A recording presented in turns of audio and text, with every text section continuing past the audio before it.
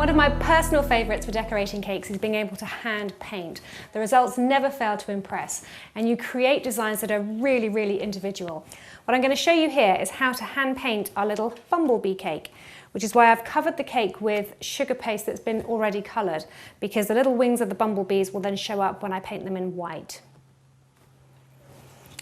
So what I've done is I've taken the design of the bumblebees and printed these off onto tracing paper, which I'm then going to place very carefully on the top, having already drawn in a non-toxic pencil on the back, so that when I place them on the top of the cake, I can rub over the detail of the bumblebee itself to create a very light impression on the top of the cake.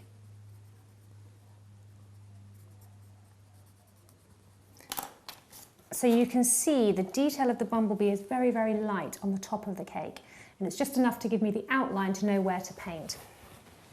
Now, this ingenious method of painting, I've got a bowl here that's got freshly boiled water in, so it's very hot, and our paint palette sits on the top, and in the well in the centre I've put some cocoa butter.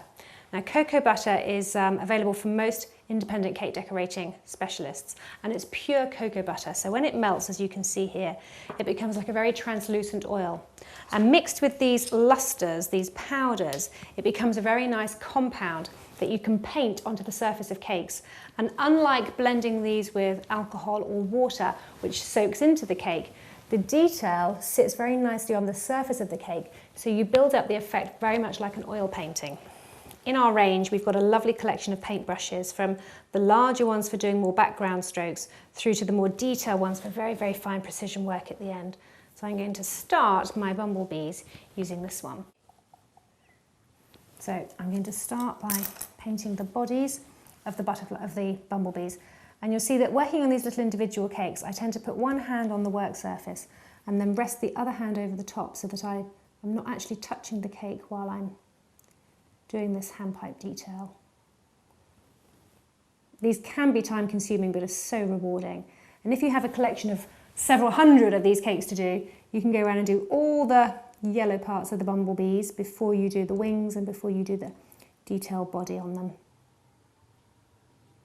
There we are. And then when you finish painting them, they'll just need to set now to allow that cocoa butter to firm up. And these designs are, as I say, very individual. What you do need to remember is that you don't put them in direct sunlight when they're on display. So when you create a wedding cake like this, make sure it's in the shade and not in direct sunlight, because the heat of the sun could mean that you end up with more of a Salvador Dali and less of a Turner.